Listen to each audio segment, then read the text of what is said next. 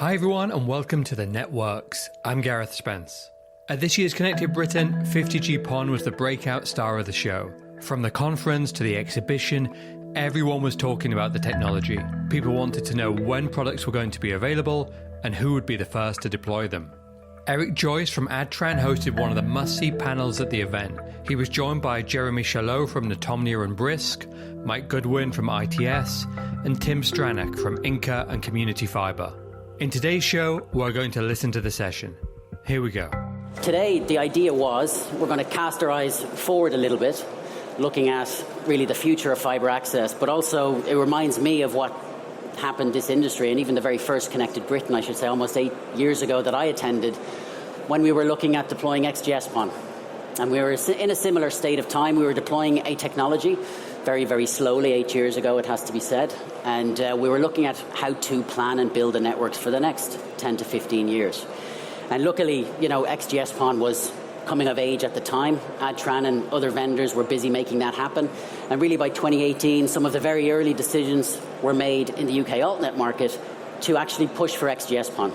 And the majority of altnets in the UK did that. They chose the next technology, the next generation of technology, instead of relying on GPON. And the altnet market today is a very different market because of that, and we're seeing multi-gigabit services popping up all over the place because XGS is capable of doing that. So what I was hoping to do is talk to these gentlemen about their hopes and their dreams and possibly their plans for introducing 50 gig PON, where the industry is eventually kind of aligning, I think, on 50 gig as the next residential technology. And a lot of the effort is going in there. So I'd like to ask you guys, what are your hopes and dreams for 50 gig PON? What do you think it'll do for you? And have you got any plans, really, that you can share today about how you're thinking of introducing it? And Jeremy, I guess because I probably spoke to you first 8 years ago when we were chatting about XGS and disaggregated SDX OLTs and all of those things. So we'll start with you. Okay, so you're talking about 10, 15, 20 years ago. So as far as I'm concerned, 50G PON is, I would expect to go live with a 50G PON commercial, if not by the end of this year, at some point early next year, but hopefully before the end of this year. So I don't see 50G PON so much as it's kind of a technology which is for the future. So I think it's already arriving. I would expect actually a 50G PON commercial launch in the next 12 to 18 months at the latest. And as far as I'm concerned, if we look at what happened in the UK, so back in 2018 when Community Fibre decided to do XGS PON in the UK, at that point I think the UK, maybe there was one provider doing it. We know Truly, so with used to be called Coldflow, and they were doing it, and they had a small deployment. So we looked at it, so it looks like the right thing to do. So it's not going to cost us materially more. Yes, the ONT will be a bit more expensive, but we can provide much better speed. The product will be symmetric, and it will last a lot longer than if we were to deploy GPON today. So we said in 2018, okay, we're just going to do it. And we started basically at Community Fibre doing XGS. Now, when you look at what's happening in the UK, as Eric said, most altnet are deploying XGS. Next Fibre and the upgrade of Virgin Media Network to Fibre will be XGS. And I'm pretty sure OpenReach is also looking at XGS because, unfortunately, GPON is no longer the thing that people should be doing. And everything is done because of us. So if the altnet had not chosen to do XGS PON back in 2018, most likely the two incumbents will still be doing GPON because what is pushing them. And this is really for me what I see as at least my role in the UK is to try to push basically innovation and push basically the boundary of what we can offer to residents and potentially also businesses. Because the faster the internet is for them, the more opportunity. And so I would expect 50G PON, as I said, to be very, very soon. If we are talking about 5 to 10 years, I think we should be talking about 100 gig PON or more rather than 50 gig. But that's just my take on it. So, Mike, you're obviously with ITS. ITS is a very business-focused service provider and network operator. So I guess you may have a slightly different slant on it, so I'm interested to hear your thoughts on. Yeah, I mean, from ITS perspective, similar to Germany, we've been deploying XGS PON now for a number of years, and it's been a fantastic product for us, to serve the business market. My hopes and dreams are, I'd love 50 gig PON to be here now, cheap, small form factor and ready deployable, and start rolling out. I think we're seeing in the business market a lot more demand for higher bandwidth services. Yep. So we're seeing a real trend. I've been doing business Ethernet for 15 years. When we first started, you bought a 100 meg bearer with 10 meg increments. Then it transitioned to a 1 gig bearer and 100 meg increments. What we're seeing now is a lot more customers are taking a 10 gig bearer and taking the 1 gig increments up to 10 gig. So really, in the enterprise and business market, 50 gig PON is great for us because it can offer that 10 gig symmetrical type service for business customers. What we're also seeing now is a lot of, I call it local access, sort of clustered backhaul. So this is where we are on campuses. It's where we've got one customer that aggregates lots of apartment blocks together and puts a high capacity bandwidth service in just for that one cluster. And we're seeing more demand in the small cell sort of area where we're doing fibre. I call it fibre to the street furniture, where people are asking us to put fibre into CCTV columns, onto lampposts to serve a whole different series of use cases. And the 50 gig PON really allows us to serve those segments of the market, and it's continuing to grow. So really, for business, I think it's really crucial that we do get a commercial offering on 50 gig PON. I think it will serve a lot more segments of the market, and I think the evolution of 50 gig PON will be fantastic. As with anything, you're rolling out new technology, it's always very big to start with. It's always on custom sort of silicon. It's expensive, and it takes the adoption and the advances in technology to get it to a point where it works commercially for deployment. People like us. So really, for us, we're expecting to have, in the lab we're testing early trial field deployments next year, really finding out our way with 50 gig PON. But I really see over the next 12 months you'll see that accelerate, and we're really excited by it. Go ahead, Tim. You have a lot of experience not only with community fibre, but I guess a broad industry view. So, interesting. So, I mean, often we'll have the discussion sort of within INCA. I remember a few years ago, having a discussion. Will anyone be able to use a gigabit because there's no killer app to use a gigabit? I think often these discussions are missing the point. It's not really about the bandwidth or the size of the bandwidth. This is about time and how quickly things can happen. And obviously, saving yourselves 50 times the time that you would on a 1 gigabit service is what will really drive the demand. The other thing I remember when we launched the gigabit services were, but you're not really providing a gigabit because there'll be contention in the backhaul and so you won't get gigabit. Well, that's the fundamental thing we've all done in moving to this fibre network, is we can now just keep changing the boxes at the end of it and remove any of those old contention issues you used to have on a copper network, because you just keep speeding up the network, and that will remove the contention issues, and contention just doesn't become a problem anymore. And so, naturally, I think the 50 gig will probably, people will be starting to use it at the edge of the networks, as you say, in the business market where there is demand, maybe when you're doing some aggregation. But as Jeremy says, people's most precious resource is time. If you can allow them to do things more quickly, then there will be a demand for it. And I love that as well. What a lot of people maybe don't think about, if you think these through, what time saving actually does for you. If people are using your network and they're downloading things quicker, they're actually using your network less as a resource. Your network resource is more freely available for other customers that are also on the PON. So if you are working on a 64 split, or even larger in some areas, you actually get to provide higher levels of service to more customers at the same time. And 50 gig PON just dials that up again, another notch after XGS PON. I had a question about deployment types. So, we've gone, some of us have gone from GPON to XGS PON already. Some started at XGS PON and maybe haven't thought this through. But, and this is a little left field, we didn't discuss this one earlier, but when it comes to upgrading the network, how important is it to retain density with the current generation technology. You know, if you've deployed X ports in X space, you have power already in that equipment. Is the intention, or do you think your intention will be to add to the existing equipment you have, or to replace that equipment? And so coexistence might feature as well. So I think from ITS perspective, for our existing networks, we do use coexistence modules and overlay the 50 gig PON on top of XGS PON. Probably for our new networks, when we start building, if the 50 gig PON is available, we will probably use a combo PON of still 10 gig XGS PON and sort of 50 gig PON as well for the lower bandwidth services.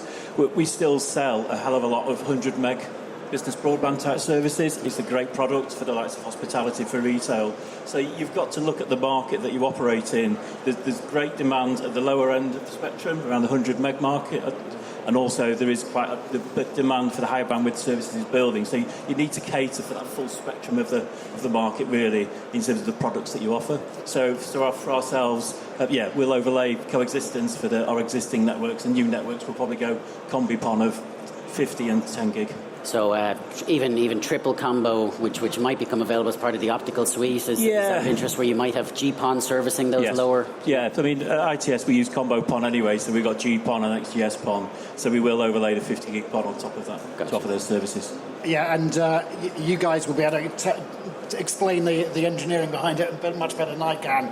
But from what INCA members have told me, the great advantage of the standard 50 gig PON is actually they can coexist with the XGS PON and potentially the GPON as well. I'm not sure about that. So, but certainly with the XGS PON, and that does then give all our members a cleaner sort of migration path up the technology chain. So I think just for that advantage alone, moving from XGS PON to 50 gigabit PON is the right way to go. Beware of the non-standardised solutions in between those, I'd say. But Jeremy will now explain to me how it works from an engineering point of view. No, I mean it's a very similar answer. So we are fortunate that we've got no GPON at all in our network. So for us, we started with XGS only. So the path to go from XGS to 50 gig PON is relatively easy. I think when you start having to go from GPON to XGS to 50 gig and have basically a triple combo, I think it starts becoming messy, at least in my head. But that's the benefit of foresight. As I say, when for me since 2018, basically I've never deployed a single GPON port, and even at Community Fibre in 2018 we had, I don't know, maybe 25,000 premises ready for service. Now Community Fibre has 1.35 million. Therefore, the legacy in terms of GPON versus XGS is actually tiny. And on our side, we started with XGS only.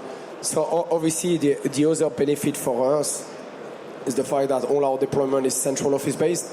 So we've got lots of rack space, we've got access to power, we've got lots of pizza boxes that we can do basically whatever we want with it. So for us, density is important, but we have a lot more flexibility than when you start from a cabinet type of deployment, which is going to help us a lot. So that's with the disaggregated solution you have at the moment. It's easier to add initially a small 50 gig appliance to meet the early needs, and then you can think about upgrading or replacing. That's correct. So the plan for us is most likely in each BT exchange that we've got is we'll start deploying one appliance, and then from there basically we'll be able to connect this appliance to the network through a coexistence module, and then based on demand, basically on a PON port where we've got demand for a 10 gig symmetric service or more, then we'll be able to start basically adding on demand that type of product. Because obviously it's kind of the chicken and egg issue, because Mike talked about it needs to be cheap and so on, but in order to be cheap you need to create volume. In order to create volume, somebody needs to start selling it. So if everybody waits basically for it to be cheap before deploying it, then it's never going to be cheap. So you need, I think, people who are comfortable with taking a leap of faith and just go with it. And And that's the plan at the moment. Is you start small inside each BT exchange.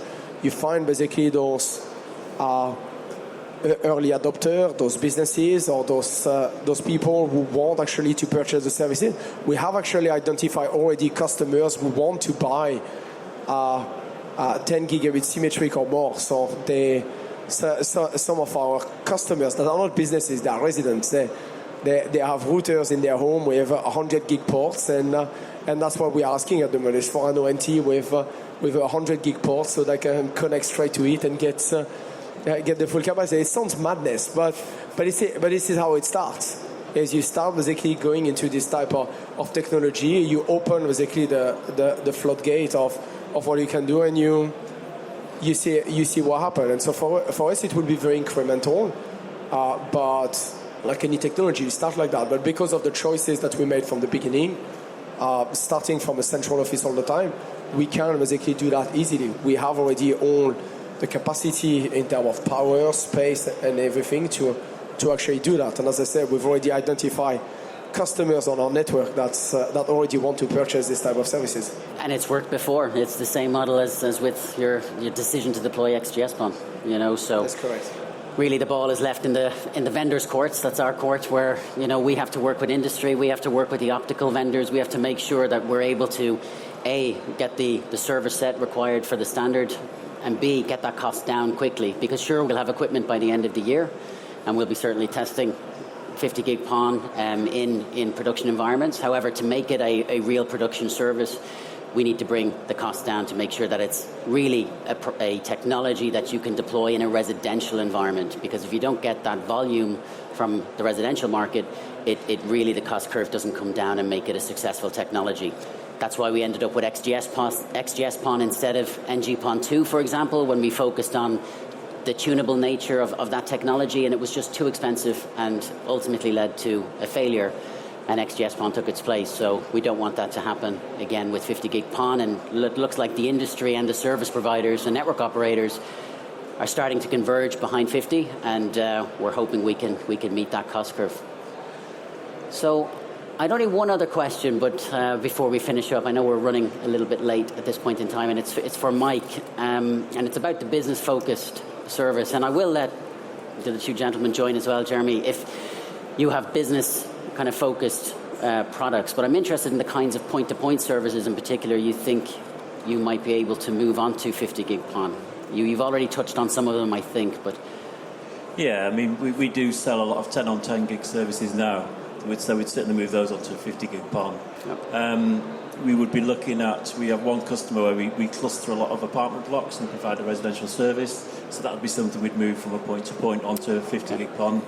And we're doing some initial work on sort of small cells and working with some mobile operators and about how that will look and how that will shape and sort of turn out over the next 12 to 18 months. So we think, it's still people trying to figure out 5G, how it's going to work, how they're going to connect to customers. And I do feel that 50 gig PON would be a good solution for that segment of the market. All right. Yeah. Any thoughts, or Tim? I'll just pick up on sort of what you both said there, in that whenever we said we're going to introduce 1 gig, people would say, oh, no one needs the 1 gig. And yet you find an innovative customer who is using 1 gig and they set the example for the rest. And then you do the same with 10 gig and you say no one's going to need 10 gig. But then you find a customer who is using 10 gig and they're doing something creative, and that drives the market. And it's going to be the same with 50 gig. And it seems probably unfeasible to most of you at the moment that anyone will need 50 gig. Jeremy's already given some examples of people who might already be doing that. And deploying an 8 gig symmetric product to boot as well, yeah. So. And don't just assume they're all business customers. As Jeremy says, that there are people doing innovative stuff in their front rooms and they need massive bandwidth. Okay, with respect to the next panel, we're gonna call it there. Thank you very much, everybody, for joining us, and thank you to the panelists for giving your thoughts. Okay, that's everything from Eric and his panel. If you'd like to know more about Adtran's 50G PON solution, please reach out on our social media channels. Thanks for listening.